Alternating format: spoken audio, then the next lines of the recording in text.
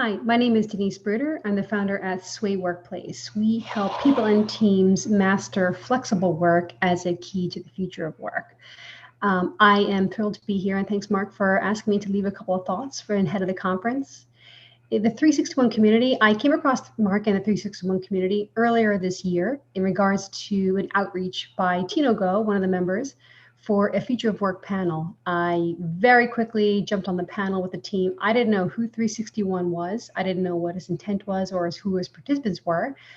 But I did the panel, and I have stuck with the community over the course of this year. And it's been an extraordinary experience to see this really diverse group of very gracious, very attentive, and very thoughtful people coming together, sometimes day by day and definitely kind of week by week, on real topics that matter to us and the community. And in this particular year that we're in, I think this really mattered because has not felt to me like this has been a network. And there are lots of networks that you can join for different reasons, but it definitely has felt to me like this community has been more like the involvement of family and family ties, and I'm thrilled to be a part of it.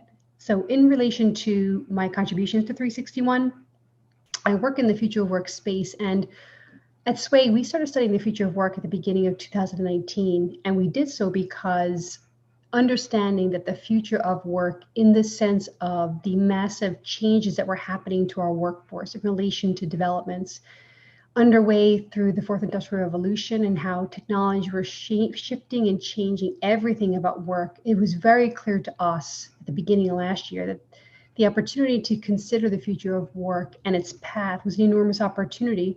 And that opportunity was about reimagining how we work in a way that democratizes access to work and allows us to rethink how we train for, skill for, and imagine ourselves and how we approach work to create values in completely new ways. And I believe that's what the fourth industrial revolution is calling for.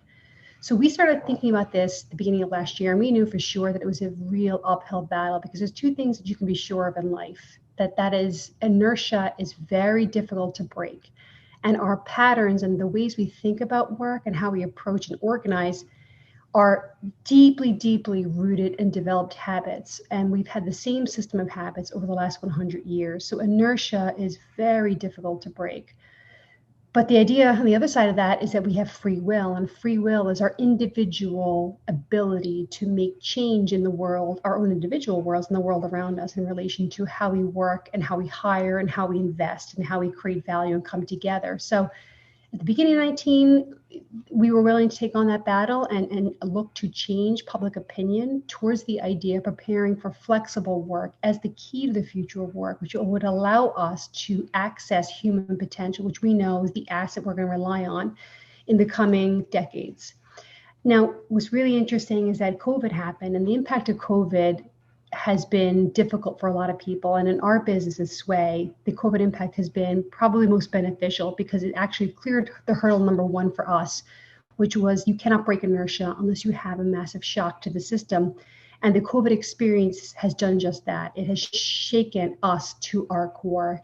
And over the course of the guts of the last year, we have all shared in this very deeply human experience. And it's a profound change. And that change is all about relational intelligence.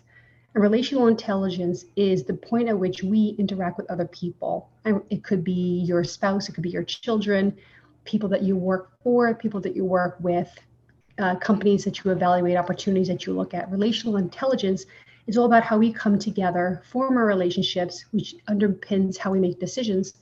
So in my mind, when I look forward to what's going to happen in 2021, and one of the questions is, what is your, the word you would associate with 2021? Mine is, truthfully, it is, and having a key on the future of work, I am wildly optimistic for 2021. I think that the experience that we've had today over the course of this year has deeply changed us. And as we plan for our return to work programs and as we come back together in our social groups or professional groups, the thing to really look out for and to consider is the fact that we are very different. So if you have teams, people coming back to you, or you're on a team, we've all changed.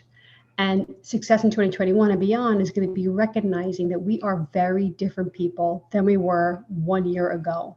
And it is a byproduct of this human experience that we've had together.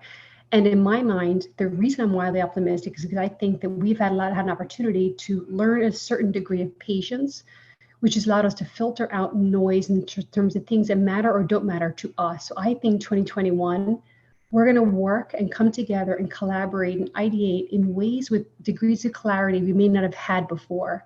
So for me and for our opinion of Sway and our team, we are really optimistic for 2021.